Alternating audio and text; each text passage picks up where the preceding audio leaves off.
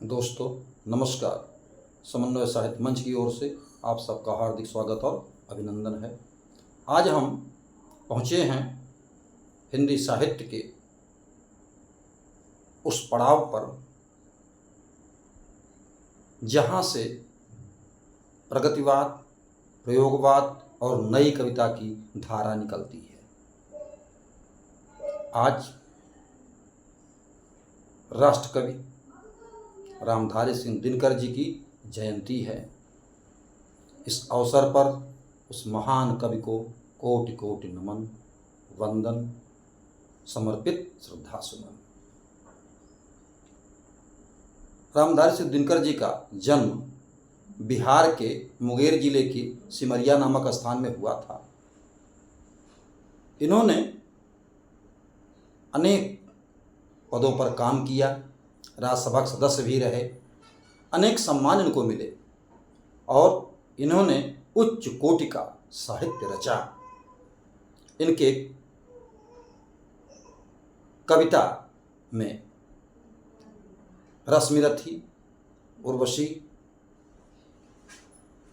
सामधेनी, रेणुका, हुंकार, कुरुक्षेत्र प्रमुख हैं।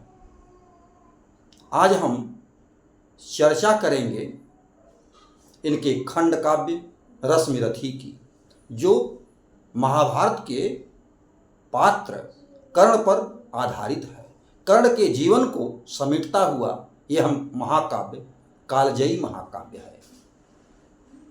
इसमें एक खंड है मनुष्य और सर्प।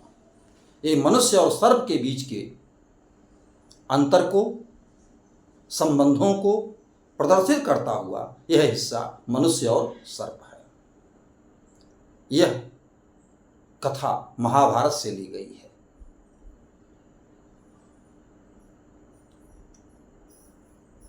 पांडव इंद्रप्रस्थ बसाने के लिए खांडव वन को जलाते हैं।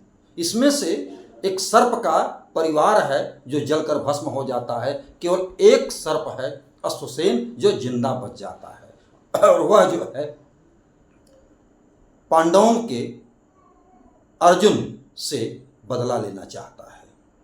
महाभारत का संघर्ष चल रहा है, लड़ाई चल रही है, कर्ण और अर्जुन के बीच संघर्ष चल रहा है।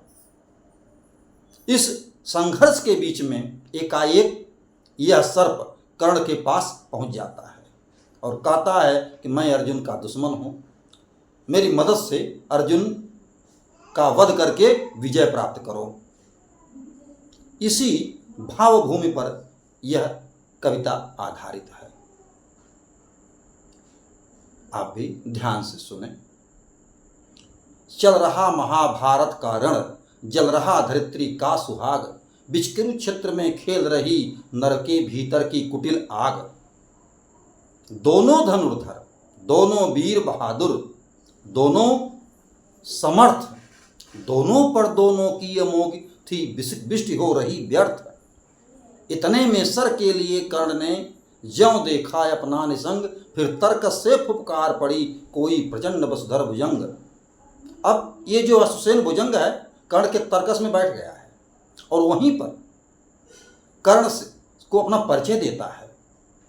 सर्प अपना परिचय दे रहा है, मैं अश्वसेन सभी भुजंगों का स्वामी हूँ, बचपन से शत्रु पार्थ का हूँ, तेरा वह विदित कामी हूँ। बस एक बार तू चढ़ा मार कर मुझे सर्प तक जाने दे, पल भर में इस महाशत्रु को स्पंदन में अभी सुलाने दे। अब कर्ण जो है सर्प की बात को सुन करके कह रहा है, राधेय जरा हंसकर बोला, क्या कुटिल बात तू करता है, जय का समस्त साधन तो नर की बाहों में रहता है। तेरी सहायता से मैं जय अनायास पा जाऊंगा, आने वाली मानवता को फिर क्या मैं मुंह दिखलाऊंगा, फिर क्या मैं मुंह दिखलाऊंगा। संसार कहेगा यही कि सब सुकृत कर्ण ने छार किया, प्रतिभद के पद के लिए नीच ने सांपों का सहार लिया, सांपों का सहार लिया। हे अश्वसेन, तेरे जैसे बसते हैं बहुत नरों में भी, फिर जरा देख लीजिए रहते हैं बहुत घरों में भी। रहते हैं बहुत घरों में भी, ये नरभुजंग मानवता का पथ बहुत कठिन कर देते हैं।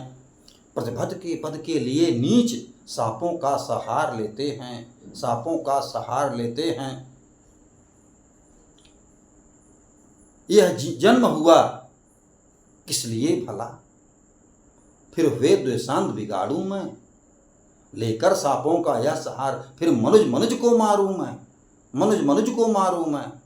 और अंत में कर्ण सांप को दो टूक जवाब देता है। जा भाग मनुज का सहत शत्रु, जा भाग मनुज का सहत शत्रु, मित्रता ने मेरी पा सकता, किसी प्रकार से यह कलंक मैं अपने ऊपर नहीं लगा सकता।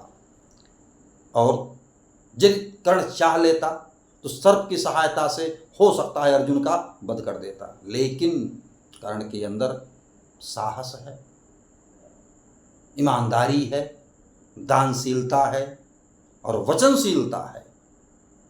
ये सब कर्ण के गुण हैं जो रसमरथी को एक महाकाव्य की श्रेणी में पहुंचा देते हैं। इस अवसर पर एक बार फिर से मैं उस महान कवि, राष्ट्र कवि, वीर रस के कवि और लेखक रामधारी सिंह दिनकर को कोटि कोटि नमन करता हूँ। धन्यवाद।